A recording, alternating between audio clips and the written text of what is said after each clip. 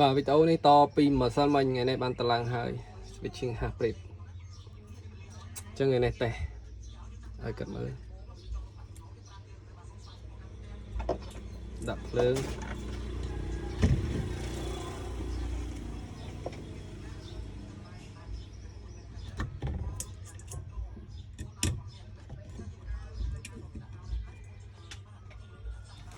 ភ្លើងរឹតជិត240 235អ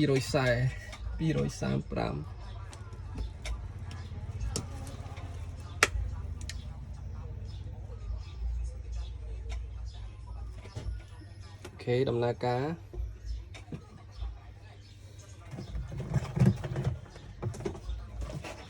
ជិតដាក់ភ្លើង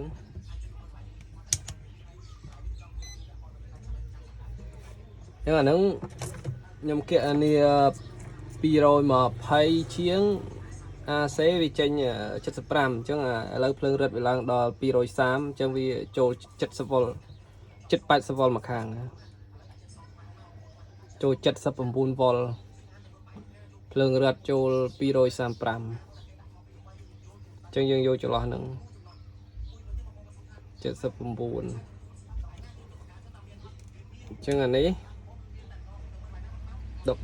ច្រកនេះ 12.7 ទៅជាមួយខ្ញុំតេស្តអំពូល2វាចេញប្រហែលវាស៊ីអស់ប្រហែលអស់ភ្លើងប្រហែលវ៉ុល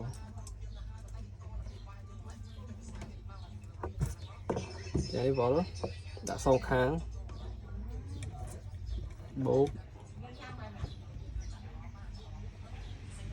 អត់ដកបូកអញ្ចឹងនឹងសងខាងវា150តែជាមួយអំពូល200 វ៉ាត់ 2 គ្រាប់មួយគ្រាប់2 គ្រាប់ជើ160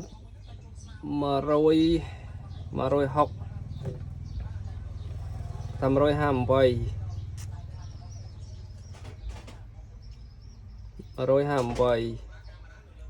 ធ្លាក់5 វ៉ុលអញ្ចឹងបាត់អស់តែ5 វ៉ុលទេ200 វ៉ាត់ទាញអស់5 វ៉ុល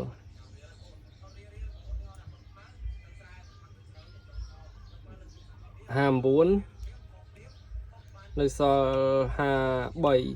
54អ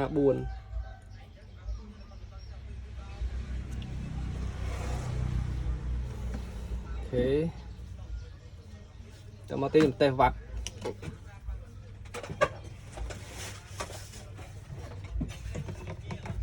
តែជាមួយរេស្តង់6 អូមអូខេចេញតេស្ត6 អូមខ្ញុំមើលឃើញចរន្តអានេះ10 20 30បតិចជាបតិចអញ្ចឹងយើងសេរីបតិចវាបន្តិចអញ្ចឹងយើងបិទវាសិនមកសេរីបតិចវាសិនមក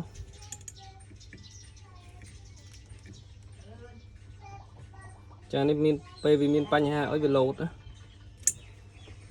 ញ្ចឹងយើងតេស្តប៉ុណ្ណឹងយើងសេរីវាបន្តិចបើកមកវិញដំណើរការធម្មតាអូខេតេស្តម្ដងទៀត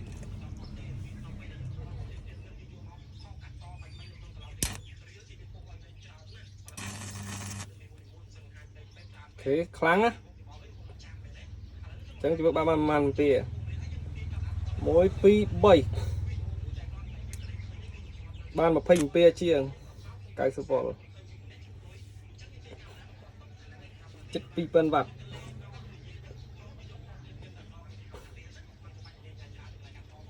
ដល់ទៀត1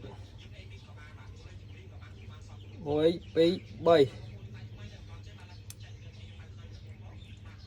22 អាំពែ93 វ៉ុលខ្លាំង